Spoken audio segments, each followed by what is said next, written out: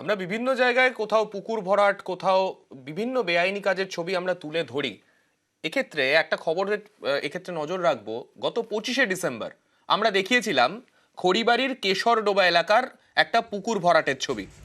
পুকুর ভরাট শুধু হচ্ছে তাই নয়, পুরো দিনে দুপুরে সবাইকে অগ্রাহ্য করে এইভাবেই পুকুর ভরাট চলছিল। আমরা যখন খবর করতে গিয়েছিলাম, আমাদের ক্যামেরা দেখে যারা পুকুর ভরাট করছিলেন তারা সঙ্গে সঙ্গে সেখান থেকে দে দৌড়।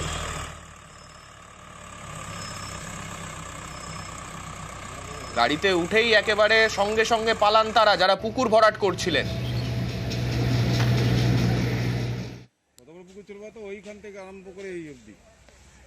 এই গোটা ঘটনা আমরা যখন প্রশাসনের নজরে এনেছিলাম, সেই সময় প্রশাসনের তরফে জরিমানাও করা হয়েছিল।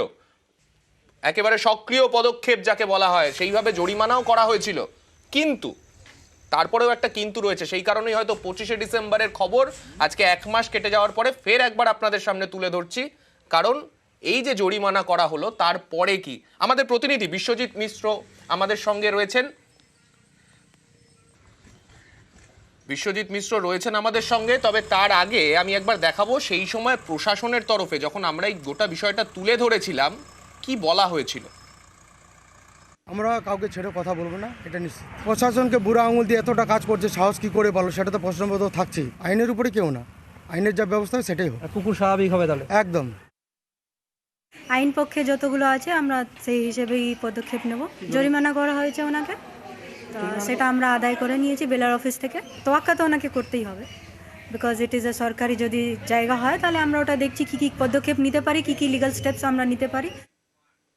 আমাদের প্রতিনিধি বিশ্বজিৎ মিশ্র রয়েছেন আমাদের সঙ্গে। বিশ্বজিতের কাছে যাব। বিশ্বজিৎ, যিনি প্রশাসনের আধিকারিক রয়েছেন, তিনি বলছিলেন তিনি জরিমানা করেছেন এবং সেই জরিমানার টাকা তারা আদায়ও করে নিয়েছেন। কিন্তু তারপর কি, তারপরে এখন কি অবস্থা সেখানে? দেখো, একেবারেই এই যে খড়িবাড়ির কেশরডোবা, যেই খবর আমরা কিন্তু 25শে ডিসেম্বর করেছিলাম, 25শে ডিসেম্বর খবর দেখানোর পরেই 26শে ডিসেম্বর সেখানে ভূমি এবং ভূমি রাজস্ব আধিকারিকরা যান এবং জমি জরিপ করেন।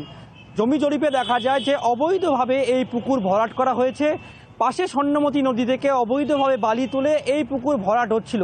এই গোটা ঘটনায় অভিযুক্ত ভূপেন্দ্রনাথ সরকারের নাম উঠে আসে, যিনি দিনে দুপুরে এই পুকুর ভরাট করছিলেন।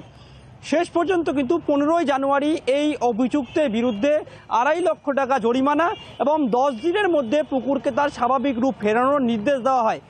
কিন্তু দেখা গেল যে 10 দিন পেরিয়ে গেলেও এই যে পুকুর মালিক, তিনি কিন্তু পুকুরের স্বাভাবিক রূপ ফেরাননি। পাল্টে কি করেছেন, পুকুরের ধারে তিনি একটি অবৈধ নির্মাণ করছেন এবং পুকুর যে জায়গায় তিনি ভরাট করেছেন সেই পুকুরে তিনি কিন্তু কলা গাছ লাগিয়েছেন। গোটা ঘটনায় খবর পেয়ে গতকাল কিন্তু এই ঘটনাস্থলে যায় খড়িবাড়ির বিডিও, ভূমি রাজস্ব আধিকারিক এবং শিলিগুড়ি মহকুমা পরিষদের বন ও ভূমি কর্মাধ্যক্ষ। তারা দেখে আরো একবার গিয়েছিলেন সেখানে। একেবারেই 26শে ডিসেম্বর গিয়েছিলেন। তারপরে যখন পুকুর ফেরানোর নির্দেশ দেওয়া হয়, তারপরে তারা যখন ঘটনাস্থলে যায় এবং তারা দেখে যে প্রশাসনের নির্দেশ কোনোভাবেই গ্রাহ্য করছেন না এই পুকুর মালিক। গোটা ঘটনায় কালকে একটা বৈঠক করেন খড়িবাড়ির বিডিও, পঞ্চায়েত সমিতির সভাপতি এবং শিলিগুড়ি মহকুমা পরিষদের কর্মাধ্যক্ষ। তারা জানিয়েছে এই 7 দিনের মধ্যে ফের পুকুরকে স্বাভাবিক ফেরানোর জন্য নোটিশ জারি করবে এবং তারপরেও যদি এই অভিযুক্ত পুকুরকে তার স্বাভাবিক রূপ না ফেরানোর কাজ করবে, তাহলে কিন্তু তার বিরুদ্ধে কড়া আইনি ব্যবস্থা, একবারে আইনি ব্যবস্থা নেওয়া হবে। যেটা আমরা খড়িবাড়ির বিডিও সূত্রে জানতে পারছি, তাকে আইনি ব্যবস্থা নেওয়া হবে, এমনকি এফআইআর পর্যন্ত করা হতে পারে। তুমি জানো যে বিভিন্ন জায়গায় যেভাবে পুকুর ভরাট হচ্ছে, অনেক পুকুর আমরা খবর করেছিলাম, পুকুর ভরাটের পর পুকুর কিন্তু স্বাভাবিক রূপ ফিরেছিল, কিন্তু কেশরডোবার এই পুকুর তার স্বাভাবিক রূপ পাচ্ছে না। প্রশাসনের নির্দেশকে এক কথায় বুড়ো আঙ্গুল দেখে কিন্তু সেখানে অবৈধভাবে নির্মাণ হচ্ছে এবং সেখানে কিন্তু গাছ লাগানো হচ্ছে। সান্নিক, বেশ, ধন্যবাদ।